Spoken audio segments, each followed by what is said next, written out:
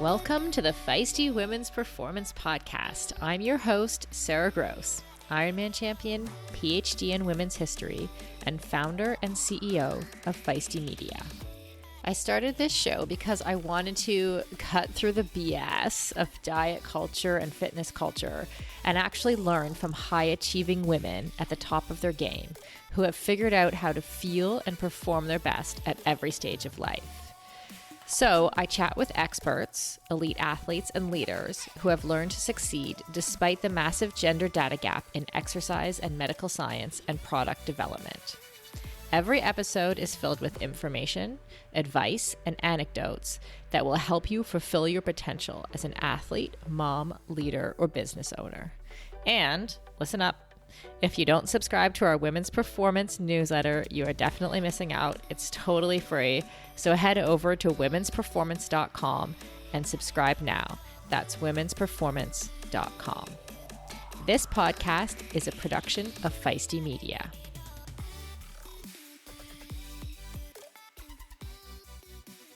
We're live. Welcome everybody to our last webinar, educational event. What are we calling them, Sarah? Our last for now, educational event. Yeah. Our last until the next one. I'm Kelly, this is Sarah. We're with Feisty Media, and this is dealing with post-race letdown and what's next. We are presenting these as we have a number of our other special educational events this year in partnership with the Vinfast IRONMAN World Championships. And to get more info on Ironman or Ironman 70.3 events, races and training, you should follow Women for Try on Instagram. And so if you've listened to our other ones, you know we've talked about preparing for Kona. We talked about kind of the lead up. And now we're talking about after. And so Sarah, I want to ask you, just before we set the stage here and hand it off, why was it important that we talked about after the race too? Why did it not just end at the race? Yeah, well, I think this was actually your idea, wasn't it? I know, it's because I'm brilliant. It's brilliant. No, I think I do actually think it's brilliant. I think that like that post-race feeling that we have, that like I think everyone or most people have to some extent, which is either like a small low up to like, somebody who might experience a more serious like type of depression after a race. I think that we often like we know that it happens and we talk about it like in silos or in our own little like chat group or whatever, but we don't necessarily talk about it or have like experts who could help us through it. So I think that's kind of what we wanted to achieve here is just like have that conversation a little bit more deeply and figure out like what can we do, because we all know it's a thing and we want to help people through it. Right. Yeah. I also think like it's a lot of times we get really obsessed with the race, right? Triathlon kind of exists by races, but we always talk about it being a lifestyle, right? And so it doesn't just like end. Obviously, we were talking about Kona specifically. It didn't like end. Triathlon didn't end on October 15th. Like, still a thing. Yeah. Triathlon did not end on October 15th? What? So Sarah is going to be hosting this, and I'm going to go away now and hand it off to Sarah, who is the CEO of Feisty Media, former pro triathlete. I feel like I should give your whole spiel, even though you're always here. And she's going to introduce your amazing panelists and get down to it. Cool. Thank you, Kelly. Okay, I'm very excited to introduce the panelists. But first, for anyone watching live, could you tell us where you are? Where are you watching from? We'd love to hear from you and get the chat going. We also want your questions along the way so that we can get to as many of those at the end as possible. So panelists, here they come. So first, I would like to introduce Dr. Erin Ayala. Erin has a PhD in counseling psychology, and she often works with Feisty. She was a contributor for our Fueled course, our Strong course. She's a cyclist and a triathlete herself. And she works with athletes and leads programs through her company, Skady Sports Psychology. Hi, Erin. Hi, Sarah. Thanks for having me. Stoked to be here. Yeah, so happy that you're here. Okay, we also have endurance and strength coach Marilyn Chakota. Marilyn is Marilyn, hi. I hope you don't mind me saying this. I feel like you're like the most underrated coach in triathlon, as in like you get so many amazing results for your athletes. And I wish people were talking about you more. And you helped me personally win Ironman Mont Tremblant way back in the good old days. So welcome. We're very happy to have you. Thank you so much for having me. Really excited to be a part of this conversation. Cool. And Marilyn coaches through her online business, Marilyn Chakota Coaching. Is that right? Yeah, mcc.coach is the easiest way to find me. mcc.coach. Awesome. Okay. And last but definitely not least, we have Jennifer Volman. Jennifer's a longtime endurance athlete, and she now works specifically on mindset as well for endurance athletes through her business findingendurance.com. How are you, Jen? I'm great. Really excited to be here. Cool. Welcome. Oh, look, and we have lots of comments. Hello, New York, Carlsbad, Bay Area, Washington, Canada. Yay. Oh, and Mexico. All right. Well, welcome everyone. Thanks for joining us. Okay. So here's where I want to start. Erin, I'm going to start with you. Mm-hmm. You know, we talk about, like, we hear this a lot, like the post-race blues, you know, but what does that really mean? Yeah, I think this is something that's really unique to endurance athletes training for really significant or big, meaningful events. It's also really common with Olympic athletes who are on a 4-year training cycle. So post-race blues are really, they're think of them as this kind of emotional dip or plateau or letdown that athletes often experience after a really big event. People describe it as feeling hollow, kind of empty, irritable, restless, just kind of lost. And it's usually happening not right after the event, but as like the adrenaline from the event kind of settles before they've gotten back to their typical training routine. So there's also this lack of structure and the routine or schedule that they're used to, which I think further exacerbates it. It's kind of like a loss of purpose in a sense. Mm-hmm. Yeah. And loss of purpose can be significant, right? Very, very, very significant. Yeah. Yeah. So Marilyn, I'll ask you this first. Like, I know that different people experience a different degree of low point. Just like, could you tell us a little bit about some of the struggles you've seen in some of your athletes? Yeah, I think the most important thing Erin said, even in that piece, was the part of routine. And I feel like every athlete that I work with, it is a different degree of when they come off of a race. Some of them really need to step back and have a bit of time, and they need that space from all of the stress and the event. And so that is unique to what their needs are within the first, it's usually like 48 hours, 72 hours, 7 days, 10 days. That's sort of the main window. And then other people, you need to really stay on top of them, that it happens pretty quickly. And that routine piece of it is such a huge part of it. And recognizing what type of athlete you are. So, and having a coach that's overseeing that, saying, okay, this is the type of athlete that really does need some space and needs a good 48, 72 hours to just digest everything and have a little bit of space and have a little bit of time to themselves? Or is this an athlete that you need to keep an eye on and say, whoa, if they're really, really sort of, I call it like they're a turtle going into their shell, and we know that that's not good for them, and they need to be right back into that routine, then that's our job to recognize that and reach out to them and make sure that they're okay, and that we start that process quicker than probably what they even want to. Mm-hmm. Yeah. And Jennifer or Erin, have you seen any other types of, have you seen the struggle appear in any other ways that we haven't talked about yet? Yeah, the routine is a lot. And then I think a lot of athletes either will then overcompensate and then go back into it too quickly and do too many things without actually taking a proper rest, which you definitely see at the end of the season if they've done that subsequent times. And then I see a lot of people, I have a lot of athletes, I have trouble with this myself, when you've had all these like big workouts going into like, when you're in a race build, like every workout really matters. And now you're like a 20-minute run. I don't know. That's not a big deal. And so you skip that, and then you skip the next one. You skip like you're right off the bike, and then before you know it, a couple months have gone by, and they've skipped like 75% of their workouts because they were, kind of lighter than what they expected. Mm-hmm. And Erin, have you ever seen cases where things have been quite serious, like where folks have fallen into like an actual state of depression? Yeah, absolutely. And I think part of it is usually where it is kind of matched with really significant life changes. So it could be job changes or other big stressors, relationship stressors, injury, where things are kind of compounded. I think the other thing that I often see with day-to-day kind of athletes training for these big events is we spend so much time training for them, especially the longer endurance events. We're talking Ironman, gravel centuries or 200-mile races, these ultra races. Athletes will then finish, and then they look back on the past 6 months. They're like, I could have, should have, wish I would have. And it's this kind of regret or shame or frustration with how they showed up that specific day, as opposed to a lot of gratitude and appreciation for their body and the work and everything that they poured into it.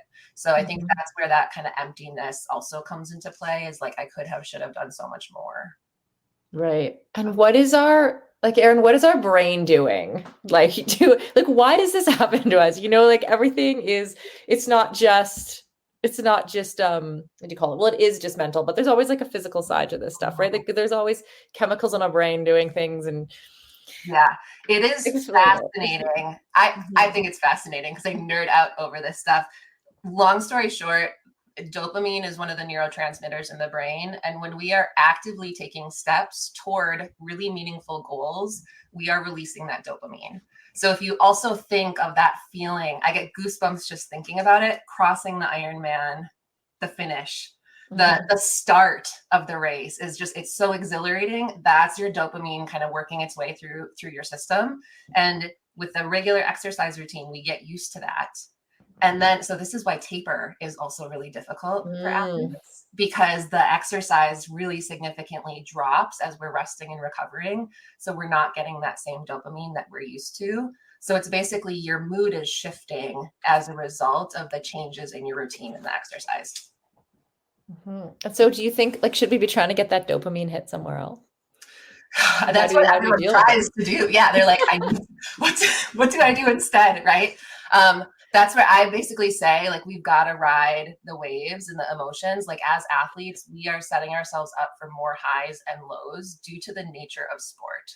And so if we're going to ride the highs, we have to accept the lows when they arrive and trust that they will also work their way out of our system. And so then I also say, what have you been neglecting the past 6 or 8 months that you'd like to direct more energy toward? It might be something creative or just like more fun, unstructured workouts, things like that. What's funny? I realize this now, like, now that, how like cold plunges are like all the rage right now. When I used to taper, I like realized that if I just turn like the cold on in the shower, during tapering, when I was feeling that low, I could like actually get a mood enhancement, which is very weird. Like now to see like the science kind of back that up, but it was just like this hack that I just made up. I didn't know it had any real science behind it. I was just like, I feel better if I do this, so I'm going to do it. So sometimes like little things can make a big difference, Building muscle can be tough, and gains can be so slow, even for those of us who do a lot of strength training. As an ex-endurance athlete who is now in perimenopause, I know this all too well. It can be frustrating to put in the time in the gym and not see the results I'm looking for. That's why it's super important to take the right supplements at the right time. One of those supplements is essential amino acids, which are needed to trigger muscle protein synthesis. Muscle protein synthesis happens when you eat high-quality protein, like eggs or whey. And by supplementing with additional essential amino acids, you can make sure you are getting the full benefit of your training sessions. Targeted essential amino acid formulas can be up to 4 times more effective than just eating protein. I've been taking amino acids for almost a year, and in combination with eating quality protein and a couple other supplements, I have managed to turn the tides on age-related muscle loss, which starts at 30 for women, by the way, and I have continued to make strength gains as I head towards 50. AminoCo has been a long-time sponsor of Feisty Media and has supported all of our brands and podcasts over the years. I recommend starting with AminoCo Perform, and you can grab some at aminoco.com/performance. If you enter the code PERFORMANCE, you will save 30% and receive a free gift if it is your first purchase. Give it a try and let me know how it goes. That's aminoco.com/performance and use the code PERFORMANCE to save 30%.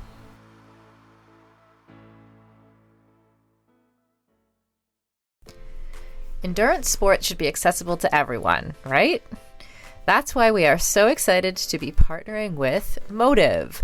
Motive is one of the fastest growing training apps in the world today, with thousands of amateur athletes signing up every month and a nearly perfect 4.9 star rating in the App Store. You are not a template, and your training plan should not be either. Prepare for running races, triathlons, cycling events, duathlons, or swim runs, however your season schedule shapes up, and get training written by some of the best coaches in the world in each discipline who know what it takes to help amateur athletes reach their goal on race day. The app takes the training written by those experts and then creates the most optimal training plan for your schedule, abilities, and goals.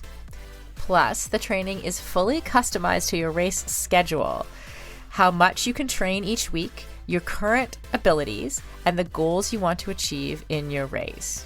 You can use the app for free as long as you want, or get all the upgraded features from the app for just $19.99 a month. But as a Feisty listener, you can sign up at mymotive.com and use the code Feisty for 2 months of full premium access. That's right, you get 2 months of premium for free. So you quite literally have nothing to lose. So head over to mymotive.com, mymotiv.com, and use the code Feisty, Feisty. And on a personal note, I know the founder of Motive, and he is driven to make triathlon and all endurance sports more accessible for the athletes who care about their performance but who aren't quite ready for a full-time personal coach. If that sounds like you, definitely try the app for 2 months for free. You literally have nothing to lose.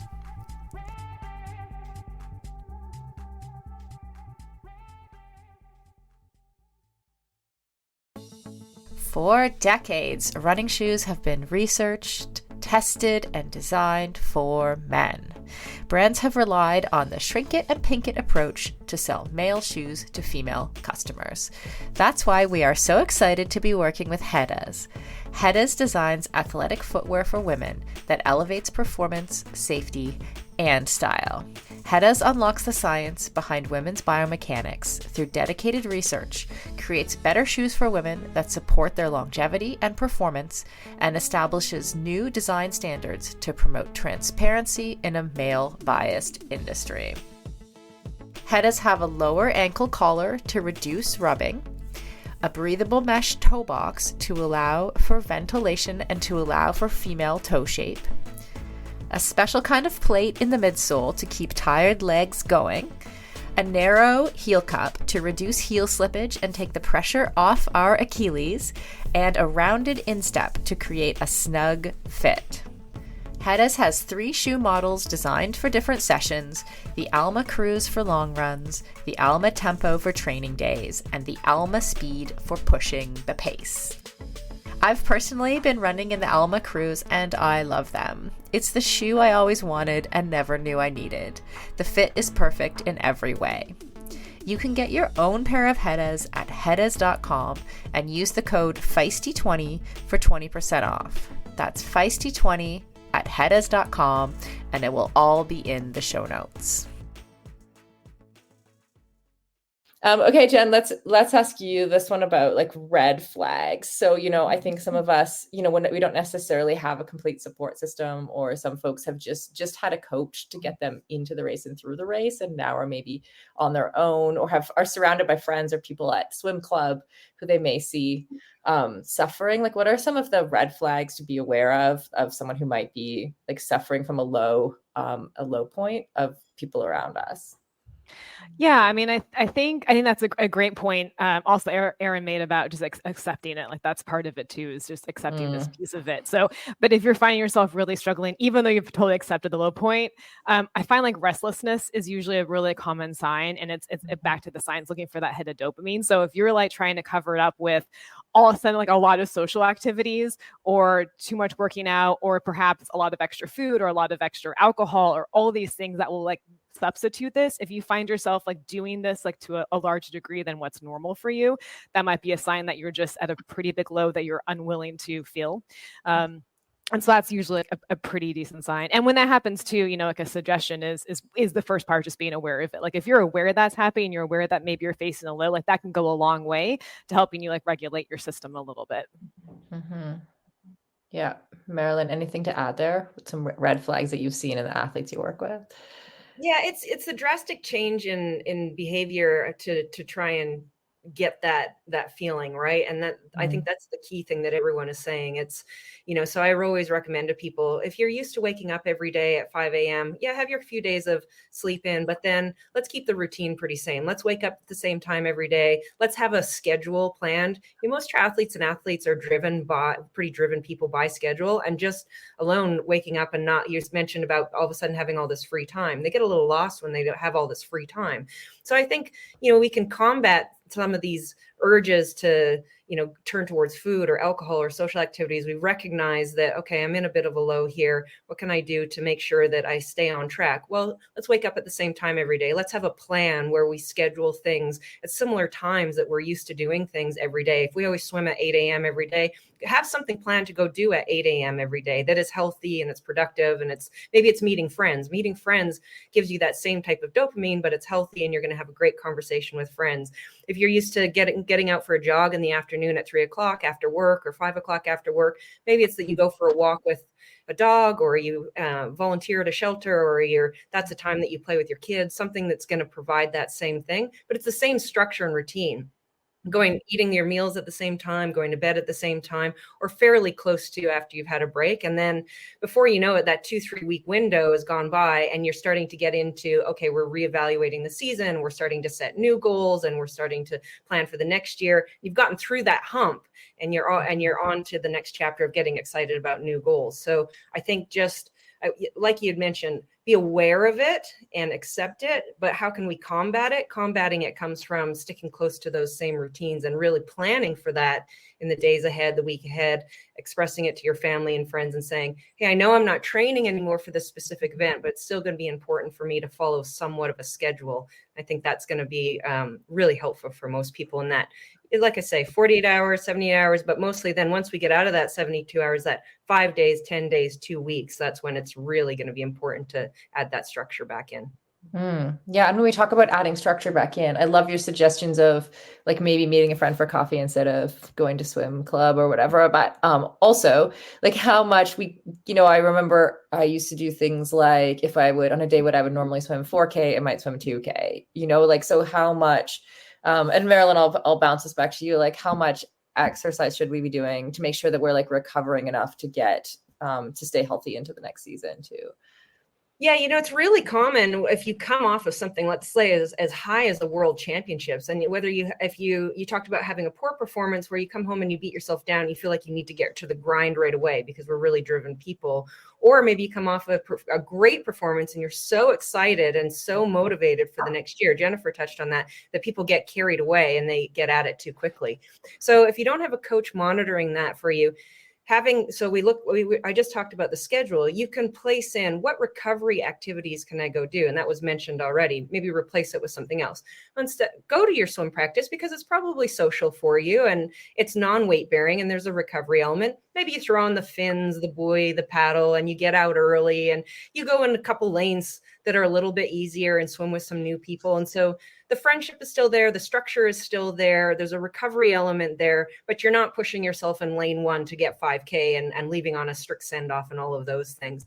And, if you're looking at, okay, well, normally I might run in the afternoon. Well, we know I'm not quite recovered to run. How about going to a spin class, or perhaps maybe even just going to a yoga class or trying something different, but you're still doing a little bit of activity and you're cutting it down to, let's say it's going to be under an hour and the intensity is going to be capped at 60 to 70%.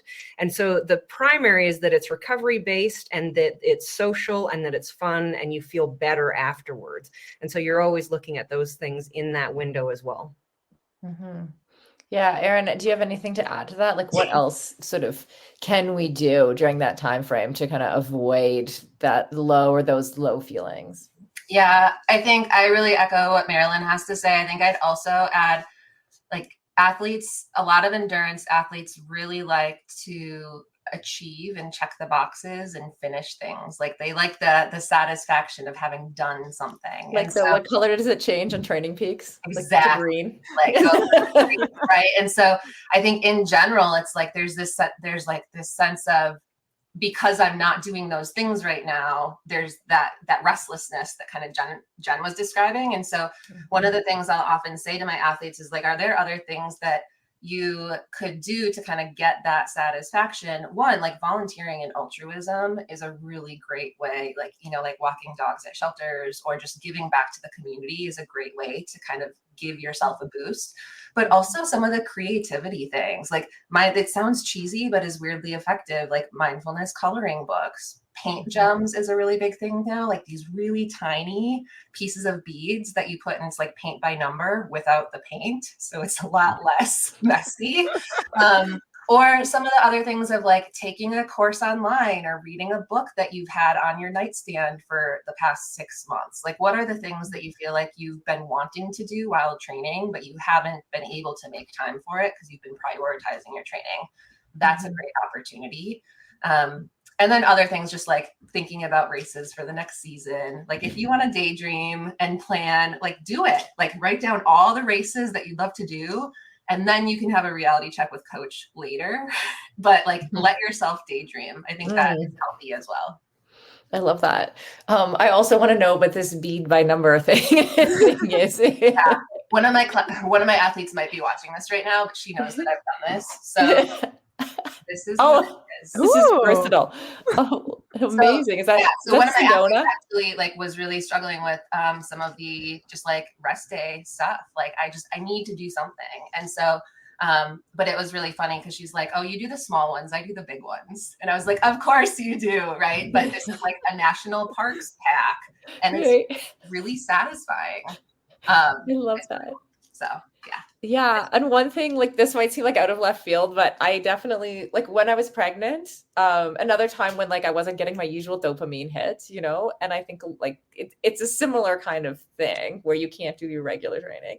Anyway, it was like an opportunity for me to learn what the different elements of my training were doing for me. So like, for example, I found that like I used to, like running was part of my life. And when I was 16 years old, and I only didn't run for like a couple months during my pregnancy. It's the first couple months I hadn't run for like years, like 20 years.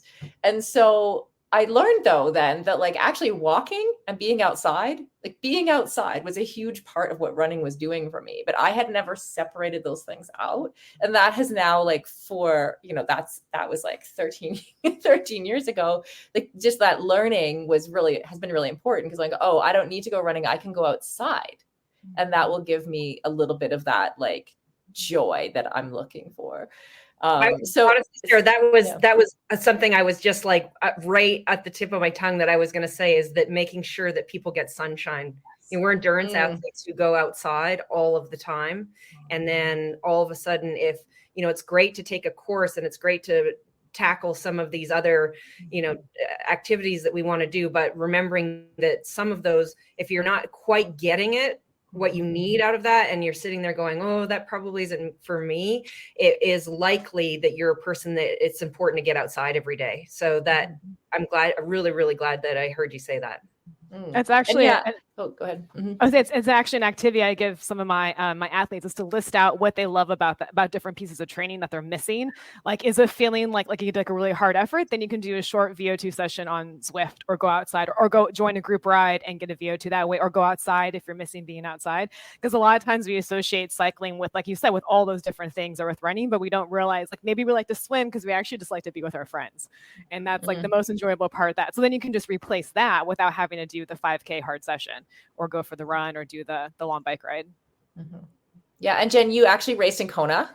I did. Yay. Yeah. Congratulations. It was awesome. What have you actually been doing these last few weeks? You know, I can't lie because my coach is on here too. So yeah. She'll be like, not my program today. So I always get post-race blues. Like I just expect them. Like whenever I race up until the following weekend, I will probably be like pretty down. Like it's just a thing. So, and with every race, and then typically, especially in my last race of the season, which the last 2 years have been, well, this year was Kona, and so that's like a really big thing to come off of because it was on top of it being a race. It was like a race. It was such an amazing 10-day experience there. So for me, I know it's important. I knew after Kona, I needed a break, like a really big break. For the first time in a long time, I was like, Marilyn, I can't, like, I don't want to do anything. So I didn't do anything for a week, nothing. I just like got caught up in work and had traveled and stuff. And then it's been lifting, actually. I used to do a lot of CrossFit and strength training and haven't in years. And so I've been back at the gym, which has been like, I found myself in the gym, like looking around, like, I don't know where any of the equipment is. I just know where the treadmill is. So that's been fun, and getting back to something I haven't done for a long time. And that's helped a lot because it's just a totally different experience. And so I find that's helpful too. If there's something you've been wanting to try out, like now is a great time to do. If it's yoga or Pilates or kettlebells or I don't know, whatever it is that seems like a fun thing, trying that out, this is a really great time of year to do. And it's helped me a lot, kind of like get through the blues and focus on something else. Well, Marilyn, I know you have Ironman experience. You both have, real life experience. Sorry, did I cut you off? Were you going to say something there? I'm good. Okay. No, Marilyn, I know like you have experience too. What did you do after a race? Yeah, one thing I was going to say is that one thing I guide my athletes through is right after a race to not make any major life decisions. Yeah. That's a really important part of it, because your urge when you feel restless in that time is going to be to want to suddenly make all these major changes. It might be they just make these drastic big changes. And I always advise my athletes, say, just hold on for a second. Like, let's just see how you feel about this in 2 weeks, and really, just sort of settle down a little bit for a couple of weeks before you make any major life decisions or any changes. Like, people will want to quit the sport or change coaches or, sell their bike or take up something completely drastically different. I always say, just give it a couple of weeks and then let's go from there. But for your question, what I used to do, honestly, because I raced year round full time for a good 10 years, the breaks weren't terribly long. They were, and I raced, Sarah, you and I raced together. We had our careers together for a long period of time. And, it was, you take a week off, which you were more than happy to do because you trained so hard, and then you really raced to the well. And, you took a week off and you just spent that time, just relaxing and recovering and doing some light activities. And then it really wasn't much more than a week and you got right back to training. So, that's, I think I had probably a little bit of different experience because there wasn't these huge, massive gaps between refocus for the next event. I will say that I've done a lot of work recently with retiring professional athletes. And I went through that when it's actually an end of, we talked about, Erin, you said earlier about like Olympic cycles. And so I've done quite a few interviews with, professional basketball player, professional triathletes, there's professional cyclists, all different sports, but it sort of is the same kind of concept that we're talking about today, is where there's this, when there's a massive transition out. So me personally, post-race wasn't so much of an issue for me just because the opportunity wasn't there. However, it did present itself, and I had a very strategic plan post-career because now this was going to be a big, big shift. So probably another conversation, another time, but similar type stuff. Well, I'm curious now though, like briefly, like what did that plan look like for you? Like what were those things that I have my own experience with this as well, but like, how did you transition out? Yeah, it was really having exactly the things that we're talking about, having a plan set before that transition happened to continue the same routine and habits. So it's really, and we talk about what that does physically, emotionally, mentally, as far as the chemicals in your body, all of these things. But it's the advice I'm giving is exact same post-race depression, post 4-year cycle of Olympic Games, major events, post-career. But it really comes down, every conversation I've had where there's this huge possibility for it to go into some kind of depression, or maybe there's even things that you don't even know are underlying. And that's a huge topic as far as what athletes go through. And it really is sticking close to routine and habits. And that piece alone, if you focus on that, I mean, it's a huge conversation, but that piece is the most important piece. So I went to a completely different sport. So I didn't have the pressure, and I didn't have the expectations, and I didn't have anything that was sort of those noises in your head, but I continued to stick very close to the same patterns, routines, habits, all of those things. And that really transitioned me through that chapter really nicely. Mm-hmm. Mm-hmm. And Erin, I'm thinking of like some of the people who perhaps are listening or watching who aren't elite athletes, who don't turn around and boom, a week later, like start training, you know, or who have maybe like promised their partner that they're going to do less now that the World Championships is over, they're going to be doing less triathlon, right? What do you recommend for those people? Yeah, I think the one thing that I'll say that this kind of aligns with what Marilyn was saying too about kind of this big transitions in retirement. One of the things that we know for athletes are going to be more likely to experience like psychological distress, anxiety, depression, other difficulties with emotion regulation, the ups and downs. There's two things that I think of right away. One, their athletic identity. The stronger their athletic identity and the weaker their identity in other areas of their life. Being a parent, being a sibling, being a friend, being an entrepreneur, whatever it is so important for people to feed those parts of their identity while they're still competing, regardless of how serious they are or how competitive or how elite or pro they are as an athlete, because that makes these transitions a lot more manageable. And then I think the other thing to think about is just the more, and this is a very sports psych thing that I spend a lot of time talking about with athletes because it's so prominent. The more we tie our self-worth to the outcome of our competition, the harder it's going to be.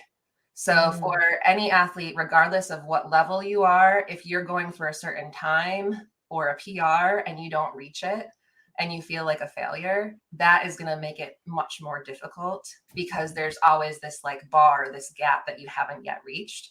And so that comparison game can be really, really tricky.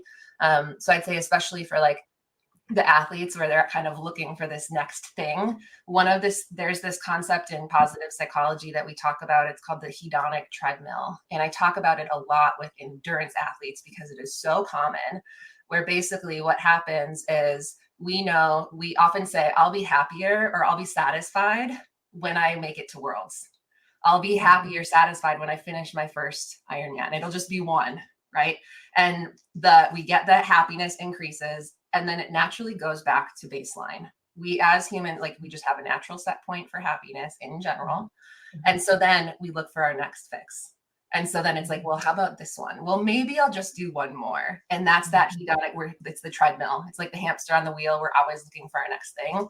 So that fits really nicely with what Marilyn is saying, is like, don't make any huge decisions. Like, give yourself a moment, because it's easy to get caught up in that cycle. And I've done it. It happens to a lot of us. Mm-hmm. And like what you said there about like athletic identity and like leaning into other identities that you have, like what does that in practice, what does that look like? Like, how do we lean into some of those other identities? Yeah. I often ask athletes, like, before this sport took this much time or this big chunk out of your life, like, how did you spend your time and your energy? And it might be like working with, like, I have an athlete I'm thinking of right away, like AA meetings. She's like, I haven't been to one in a long time. Like, I want to go back. Or thinking of like volunteering, church communities, other, just like, what are the other communities that you have been unintentionally pulled away from because you spent so much time training and competing? Like, go back. They still want you. Other friends, other family members, and then other fun things, like maybe it's gardening and taking like master gardener's class, or buying more like indoor plants. That's what I like to do. Right. So it's trying to kind of feed yourself in those other areas. Right. Yeah. Like for me, that was definitely taking on like entrepreneurship and just redistribute, like taking all of my goals from one area and just put them somewhere else. Right. So when I have my next transition, who knows what's going to happen, but, Jennifer, we have a comment from, Mary Lou. Thank you for your comment. And if other people, just to decide, if other folks have questions, definitely throw them in the comments, whether you're watching on YouTube or on Facebook, because I will make sure we ask the panelists your questions. And she's saying that she's ready to get back after Ironman California, but her significant other really struggles with a time commitment to training. What would you say to the, and I think this is, I mean, I brought up that example before, like, I think this is super common. How do you coach those people? Yeah, I mean, I think it starts with really being really clear on your goals and priorities and what that looks like, and then like working backwards into that. So, you know, you just did Ironman California, likely not going to do another race for like a while. So one suggestion is like, you know, definitely taking that time off, having a really good conversation with your partner. Like, what is it they don't like about the training? Is it too much time? Because it's really fresh for them too. Like they maybe need 2 weeks to like of a downtime. You know, they need like a break from training too, and then to reassess it. But if this is something that's really important to you, then get really clear. Is it just finishing Ironman? Is it being really competitive? Is it improving? Like, what is it about it that you want?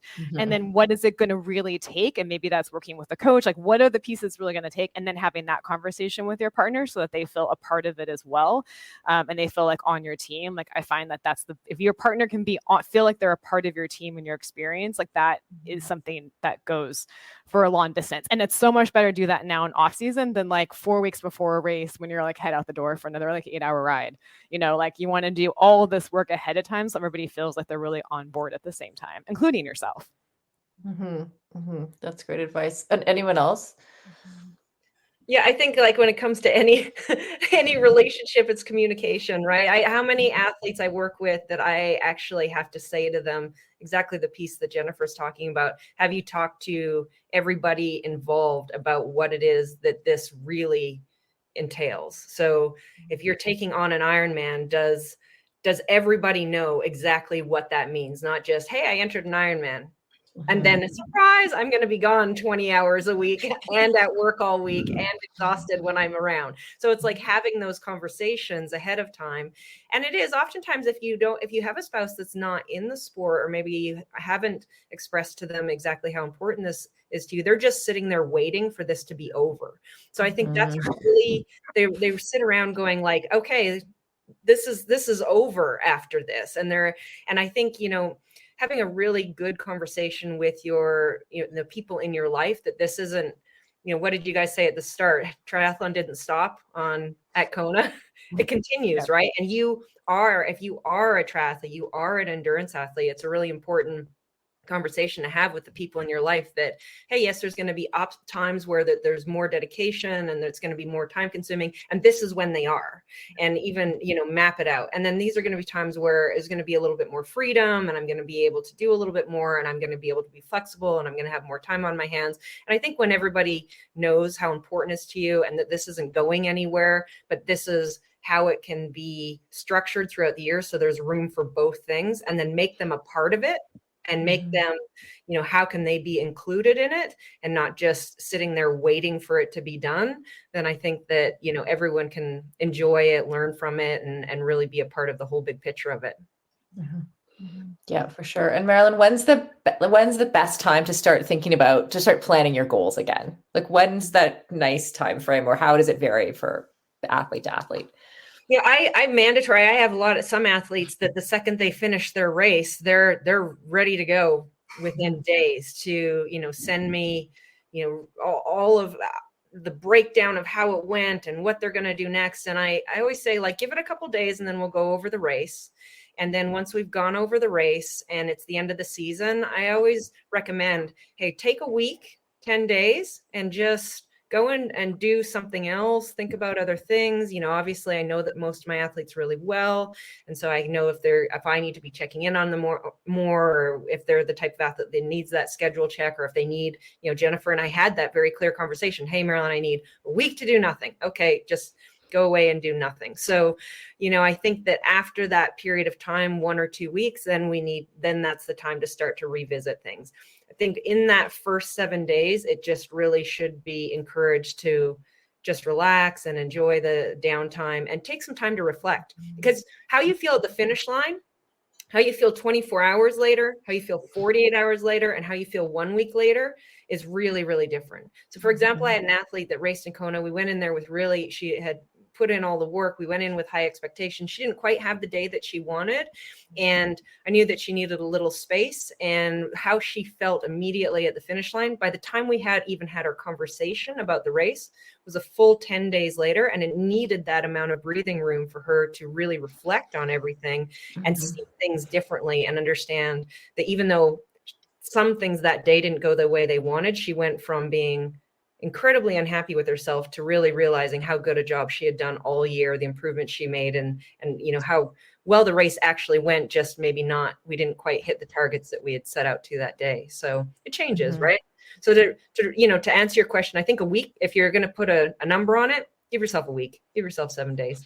Yeah. Well, and you even talked about, you were like 10 days later. I'm like, 10 days is not that long. Like there's no limit on when you can start making your goals again, or when you can change your goals, or when, like there's not a lot of rules. It just tends to be around like when people start to get anxious and need that, Erin, if folks are like looking for a way to start planning their next season, what do you recommend for starting that process of goal setting? Yeah, I think the one thing I'll really stress is that I don't want to say the best athletes, the most successful or the most fulfilled, whatever we want to kind of define, the happiest or most satisfied athletes are going to be the ones who are willing to adjust and pivot their goals as needed. So they're consistently revisiting them. And so I think when it comes to like the goal setting process, it's asking yourself, I always go back to kind of your moral compass and your value system. Like, what am I getting out of this? And then who do I want to be as an athlete? How do I want other people to describe me? How do I want my coach to describe me? How do I want my partner, my family, or friends, or loved ones? What do I want them to say about me? And then what races fit with that? Like values and goals have to align, because if they are butting heads, like you are not going to be a happy athlete, because you're going to feel like you're always letting someone down or letting yourself down, or you're not going to be fully satisfied because this goal that you're working toward isn't really truly allowing you to be the athlete you want to be. You might feel stifled, frustrated, something doesn't fit right. So I say, do the work by first setting your values. What do I want to go for this year? What do I want to lean into? And then the goals can follow. And then you ask yourself, okay, if I really lean into, persistence or consistency with training or mental toughness, what is that going to look like for me on the race course, on the trainer, in the pool at 5 a.m.? And then am I able and willing to do that? I love that. That's because at first I was like, what does she mean values relating to goals? Yeah. It's like I value kindness. So how do I turn that into a triathlon goal? Right. So like one really good example is like, let's say family is one of your values. Ironman is very, very, we know it takes a lot out of you. And so what can you still, if you really want to go for Ironman, great. How are you going to still prioritize this value of family? What is that going to look like? And it might be bringing kids with you for some of the run or the ride, even though it's not matching your numbers or your splits that you're supposed to hit. It might mean like compromising and having a date night once a week with your spouse. But you've got to kind of build that into your goal setting. Otherwise, you're just going to feel like you're letting your family down for those 8 or 9 months. And then you're going to feel frustrated with yourself. And then it's like that they might feel resentful, and then no one's happy. So I always say, who do you want to be as an athlete? And then build the goals around that. Right. And Jennifer, is that how you set your goals? Like, do you think about your values? And I know that you said you have a daughter. Mm-hmm. Yeah. How do you align those things in your life? Yeah, I also like to think about like, how do I want to feel throughout the year? So a lot of, if you think of how we take action, it's from our feelings, and then that creates our results. So it's supposed to just be in focus on like a goal or a time or this, like, how do I want to feel at the end of the season? How do I want to feel with each race? And then where is that going to get me? And I actually do that like year after year, because as we know with endurance sports, you kind of build season after season. So I like to build to that piece of it as well. So I add that feeling piece in, like, how do I want to feel after this race, building to it, what do I want that experience to be like, how do I want to show up for race day, all the way across the board. And then I'm really big on prioritizing like my priorities. So like my daughter's super important to me, but honestly, like 4 weeks before Ironman, like I'm not going to be the best. I'm going to be really tired. I'm going to fall asleep in her bed when I put her to bed, like every night. We're going to have like not the best food. Like there are things I'm going to do, but now that my race is over, we did the trunk or treat and like the pumpkin farm, and I have been everything. I volunteer like 4 times in our classroom. Like I am super present because I know when before a race, I just can't be, because I'm going to prioritize my race experience over volunteering in the classroom. So I work that into my planning and my races too. So if you take a family trip, it's going to be at a time that makes sense for everybody. So I'm not like trying to train and be on a family trip or be frustrated because I can't train. So that I think is a big piece of it, is how you like prioritize, like periodize the goal setting as well. So that all kind of fits into a year. And then again, back to like making sure everybody's aware of that. Like I have a full conversation with my daughter about like, this is what this is going to look like. Like, this is what this month will probably be like. And here's why. And she's like, okay, like I'm on board for it. And that works really well. Yeah. And also I think I like to remind myself that like, it's important for, in particular, our daughters to see us doing those things. It's so important to see like that as women, we have goals, that we have things that we do outside the house, that we can be girl bosses and Ironman triathletes. And I mean, all of the things. Yeah. My mom was a stay-at-home mom, and I never like really understood that. And so I've had to do a lot of like self-work and being like, it's okay if I leave the house and she stays with her other parent, totally fine to have time with her dad. I can go ride a bike. I'm not a bad mom, but that comes up a lot. And so it's a lot of like self-work and understanding that. So when you set your goals and those thoughts come up, like if I race 4 times, I'm a bad mom, or what does that mean for a family? Like really evaluate, where is that coming from? Is that a thought you really want to keep? Like, is that really a belief you want to have? Or can you reformat how you think about your racing as an athlete and as a mom, and other benefits you're providing to your kids? Like, you know, my daughter got to see me at the all women's race, the World Championship. And that honestly has changed the view of herself, maybe for her life. I mean, it was really that powerful. And she got to do that because I prioritize at some points in my life racing, so that I can get to that race and she can be a part of it. I love that. As a lifelong runner and triathlete turned CrossFitter, I am stoked to announce that the athletic eyewear brand Tifosi Optics has joined us as a partner here at Feisty Media. Tifosi sports glasses hit all the marks for athletes. They're shatterproof polybicarbonate, so the lenses not only reduce glare, but also offer scratch resistance, which I 100% need. They stay in place when you are moving. The hydrophilic rubber nose pads actually get more grippy the more you sweat, so they are secure and don't slide down your face even when you're running in hot conditions. No matter what sport you do, Tifosi has shades for you. Whether you love tennis, fishing, pickleball, running, cycling, or just hanging out on the beach. They are super reasonably priced, which I love, so I can have multiple pairs that go with any outfit. And of course, Feisty listeners get a special discount. So head on over to tifosioptics.com and use the code FM20. FM as in Feisty Media, to get 20% off your order. That's FM20 at tifosioptics.com. I'll put a link in the show notes to make it easy for you.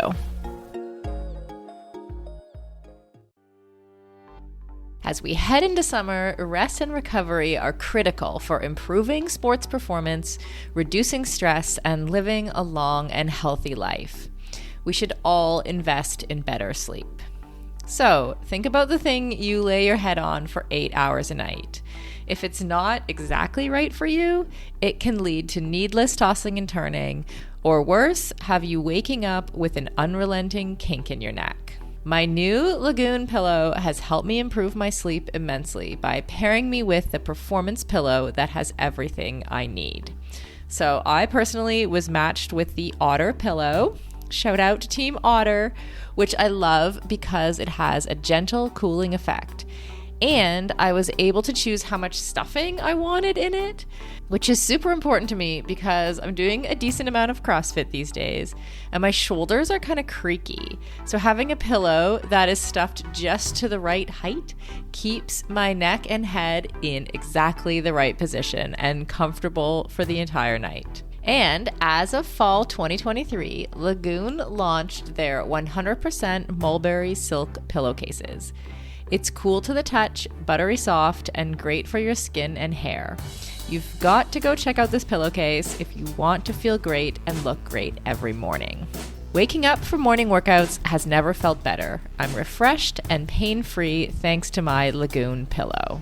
To check it out for yourself, go to lagoonsleep.com/performance and take the 2-minute sleep quiz to find your perfect pillow match. And then use the code PERFORMANCE for 15% off your first purchase. That's code PERFORMANCE at lagoonsleep.com/performance, whole 15% off, and the link is in the show notes. You can just click through there.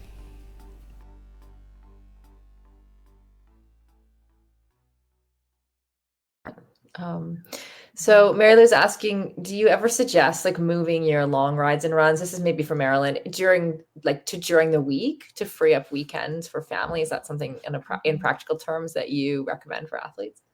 Oh yeah. I mean, a training schedule's got to work with someone's life, right? So everybody's life, it looks a little bit different. And if it works better for them to do their long ride on Wednesday than it does on Saturday, then that's our job as a coach to program that accordingly. There's going to be some people travel a lot for work, or they have other things in their life that there's all kinds of moving parts, and you've got to be able to program around it, that you get them ready for their event. And so yes, absolutely. I mean, there's all different kinds of way to prepare someone to do well in a race, and then, help them successfully come off of a race season or a major event and feel really good about themselves, and, reevaluate, set new goals, all those kinds of things. And, when you work with someone as a coach, you're not just giving them a plan and say, do this. You say, what does your life look like? What are your goals? And then now we need to build a progressive and consistent and repeatable program that allows you to achieve those goals and keep getting better and better. And if that's not working around their life, then that's not going to happen, right? So that's a really important and basic front end conversation between coach and athlete. So absolutely. Yeah. Yeah. Really and I think that's where coaches are so helpful, like Jen and Marilyn, with like setting goals. They need to be realistic. And so talk to your coach about, be like, okay, this is what I'm dreaming about. And then coach can check you and being like, okay, let's look at your training volume this past season. How was it for you? Was it manageable? I noticed A, B, and C. If you want to pursue this is likely what we'd be looking at. Is that something that you have room for? And then that's where you have to do some soul searching. Like, what am I willing to kind of compromise on? What am I willing to move and shift in my life for this season in order to meet these goals or to go toward them? Or do I want to like focus on something else, another part of my identity, and then shift the goal to make it more reasonable or manageable given those expectations or other responsibilities that I've set for myself, right? Mm-hmm. Yeah. Okay, before we go, if anyone has a question, please ask it now. But I do want to ask this because I think I'll ask you to start, Erin, but others can jump in. Like, I know that for some folks, that post-race moment can lead to a more serious depression. So if we do have people listening who are struggling to, like, they've heard the advice, but they're struggling to pull themselves out, what do you suggest for those people? Yeah, I think the first thing is like assuming that they're doubling down on all of the basics: sleep, nutrition, rest, vitamin D, like movement, whatever that looks like, social support. Like, make sure that you've got those bases covered. And then if the symptoms really do continue, especially more than like 2 weeks, that's when we're looking at something more serious, and look at how it's affecting like your functioning in other areas of life. Is it affecting your relationships, your work, other components of like your relationship with your coach? Are you going silent, going rogue, and no longer commenting on things, right? That's when there's probably something else going on. I always say, if you can, try to find a like mental performance sport person who is also a licensed clinician, because they can help you unpack. It very much overlaps.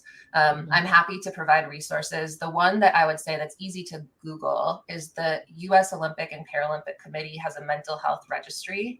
And it's basically a huge database. You can see all the states, whether or not providers take insurance, contact information, everything. So just search USOPC Mental Health Registry, and you can trust that everyone on that list has been vetted and is licensed as a mental health professional and sport. And so they're either a sports psychologist or comparable, given their license. And so that's always kind of the best step. Also, talk to your coach if you're able to have that relationship with them and that conversation with them, because they can also provide you with some resources and kind of put you in contact with folks.